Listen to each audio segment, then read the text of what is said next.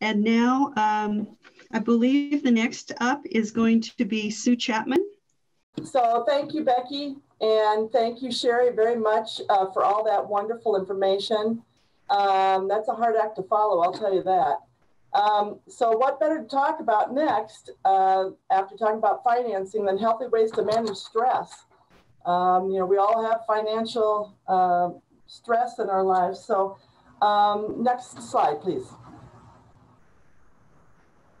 So what I'm going to talk about briefly is what causes stress, what stress does to our bodies, ways to reduce stress. Next slide, please. This is just a comic.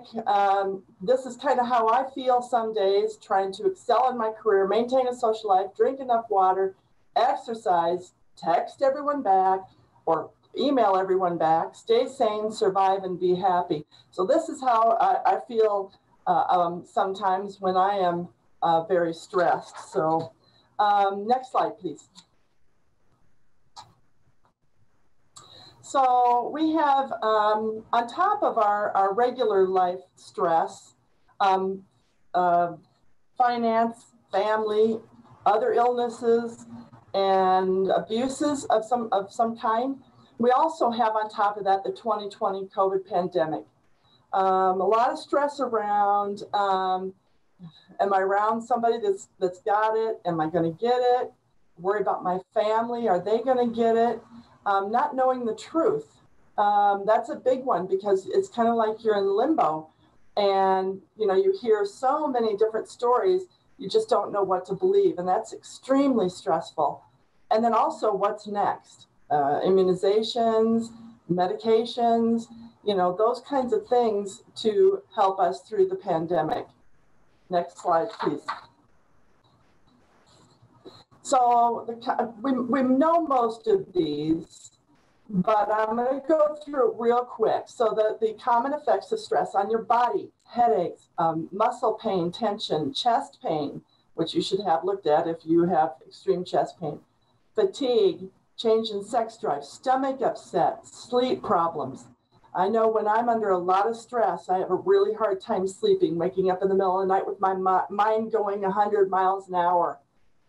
On your mood, anxiety, restlessness, lack of motivation or focus, feeling overwhelmed, irritability or anger, sadness or depression. And then when you're feeling that way, you have behaviors: overeating, undereating, angry outbursts, drug or alcohol misuse, tobacco use, social withdrawal, and exercising less often. Next slide, please. So when it gets really bad, just know that there are people you can call out there. Talk to somebody. Talk to your doctor. Talk to, if it gets too bad, talk to a family member. You know, reach out. I wanted to just list these. This slide, I don't know if how this slide will be distributed, but I just listed this so that you know that there are a lot of hotlines out there prepared to help with stress and if you feel overwhelmed. Okay, so make sure that you're reaching out to somebody. Next slide, please. Okay, so there are things you can do to manage stress. And we've heard a lot of these, but getting regular physical activity. Right now it can be difficult because we're not getting out a whole lot. But get out and just go for a walk around your neighborhood. Go for a walk around your house. Get out in your back porch and do some movement or just breathe the fresh air if you can. Practicing relaxation techniques such as deep breathing, meditation, yoga, Tai Chi, or massage. We have learned here at NICOA, we have a staff member who is a Tai Chi master, and at our national conference, she will do sessions on Tai Chi, and they are always packed to the max. It is very easy to do, either standing or sitting, and it helps a lot with balance, which is another stressor, the fear of falling. So set aside for time for family, friends, as you know, as much as you can be around them. Play games, talk, just spend time with your family and friends. Setting aside time for hobbies such as reading a book or listening to music. Just find something you enjoy doing: knitting, crocheting, art, painting, and then keeping a sense of humor. Next slide, please. I want to talk a little bit about laughter because we use humor a lot to distract from, to diffuse situations, to help us get through things. And so, but there's a lot of benefits to laughter. This is one of the easiest ways to try to diffuse stress in your life. The benefits of laughter and humor is there are many physical health benefits. It boosts immunity, which is really important right now, lowers stress hormones, decreases pain, relaxes your muscles, prevents heart disease, believe it or not. Mental health benefits, it adds joy and zest to life. It eases anxiety and tension, relieves stress, improves your mood, and strengthens resilience. And there's social benefits as well. It strengthens relationships when you can laugh together. It attracts others to us. It enhances teamwork. It helps diffuse conflict. And it promotes group bonding. Next slide, please. So how to bring more laughter into your life? You know, laughter is a birthright. It really is a natural part of life that is innate and inborn. If you think about a baby, they often begin smiling during the first weeks of life and usually laugh out loud within months of being born. That's really something. Even if you did not grow up in a household where laughter was common sound, you can learn to laugh at any stage of life. What I'd like you to think about doing is to begin by setting aside special times to seek out humor and laughter as you might with exercising, and build from there. Eventually, you want to incorporate humor and laughter into the fabric of your life, finding it naturally in everything. So here are some ways to start. Smile. Smiling is the beginning of laughter, and like laughter, it's contagious. When you look at someone or see something even mildly pleasing, practice smiling. Even sitting here today, if you just smile, it just does something to your mood. If everybody wants to take a second to smile, it just makes you feel good, and it's a start. Count your blessings. Literally make a list. The simple act of considering the positive aspects of your life will distance you from negative thoughts and block humor and laughter. When you hear laughter, move towards it. Sometimes humor and laughter are private, a shared joke among a small group, but usually not. More often, people are very happy to share something funny because it gives them an opportunity to laugh again and feed off the humor you find in it. Spend time with fun, playful people. Now, sometimes this is not really easy to do, but try to find those people in your life. Bring humor into conversations. Just ask people, what's the funniest thing that happened to you today, this week, in your life?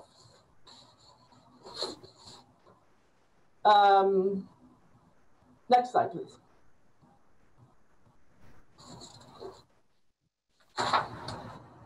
You can also create opportunities to laugh by watching a funny movie, a YouTube video, invite friends or coworkers to a comedy club. Not now, don't do it now. I don't think they're even open, but read the funny pages, seek out funny people, share a good joke or funny story.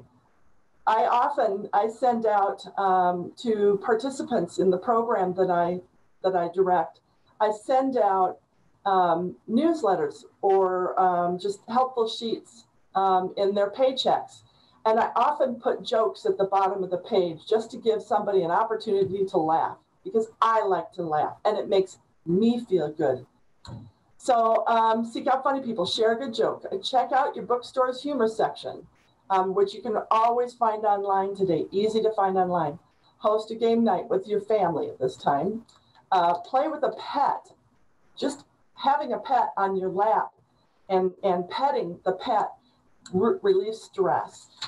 Go to a laughter yoga class. I've never heard of this, but that would be fun to do. I couldn't breathe, but goof around with children, with your grandchildren, nieces, nephews. Do something silly. Make time for fun activities. How about karaoke? That could be stressful too. Next slide, please. Oh, no, not next slide yet. So like I said earlier, oftentimes we use humor to diffuse a situation or during difficult times to make light of the situation. I'd like to take this moment to show you a short video to lighten your day a little bit and bring a smile to your face. Please forgive me, however, for one word that you may find offensive. It really was very hard to find a clean comedian. I hope you get a little giggle out of this. And I watch different types of laughter. Right? And the ones that have the most explosive laugh, the ones that really a powerful laugh, are the black people. You watch the black comedians, the black concerts, the Chris Rocks, and you watch the black audience, when they laugh, they're like this, eh?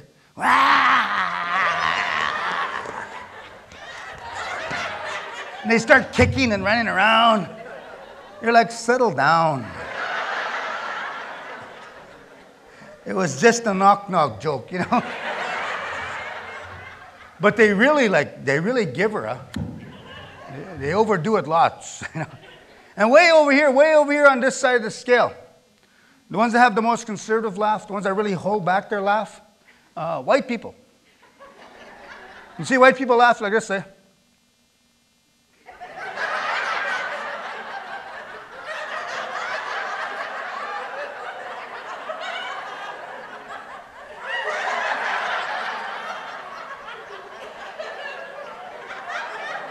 And they always fold up, huh? They look constipated.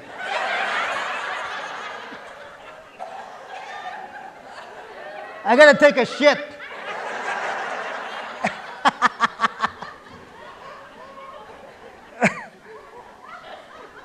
The best laugh I've seen, probably because I'm native people, huh? We laugh, eh? Oh, it's a beautiful thing. Oh. Our elders laugh. It's beautiful, huh?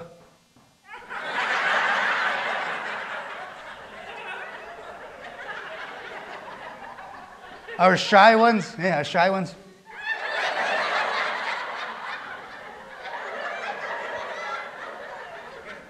Cross Lakers. Ah! Yeah, I got wet chins, huh? Ah! Even the big Indians, the big natives, huh? They laugh and they just bounce in all the air, huh? Start sweating. It's powerful.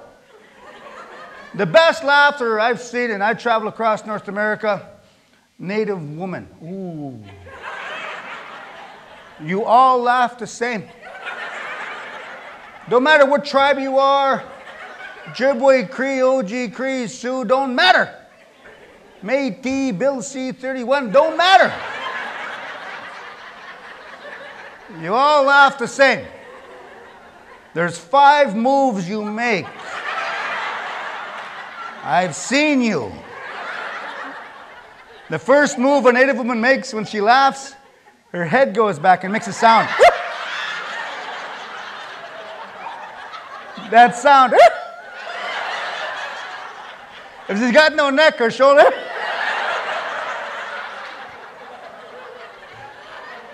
Move number 2. They will give you 1 clap.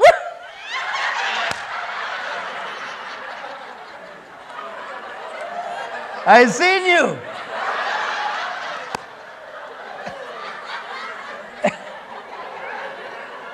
Move number 3. They'll lean forward or sideways.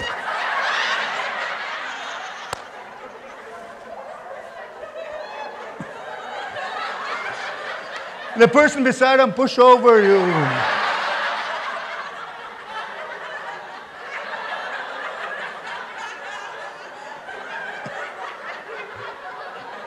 Move number 4.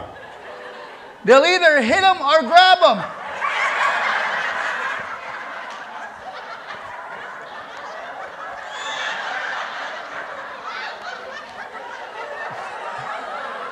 They laugh hard. They punch them. The white folks are going, look at those Indians, are fighting again. They're fighting. And move number 5, they'll point.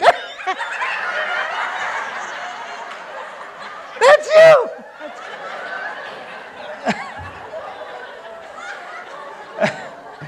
That's a powerful laugh, man. Am I right there? Am I right? Yes.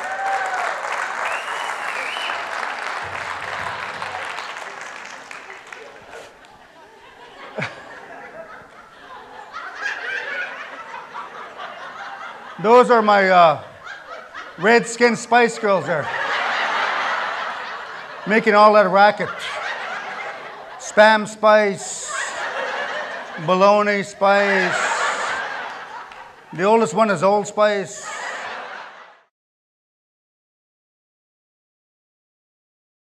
So with that, that made me feel, it makes me feel good to be able to laugh. So in closing, I just want to say how to develop your sense of humor. First of all, laugh at yourself.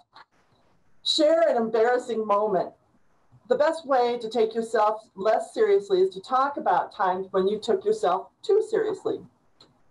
Attempt to laugh at situations rather than bemoan them. If you didn't laugh, you know, those situations where if you didn't laugh, you'd cry. We say that often. Surround yourself with reminders to lighten up and remember funny things that happen. Don't dwell on the negative. Find your inner child and deal with stress. So in closing, next slide, please. I just want to wish everybody a beautiful day and hoping for a stress-free day for all. Thank you very much.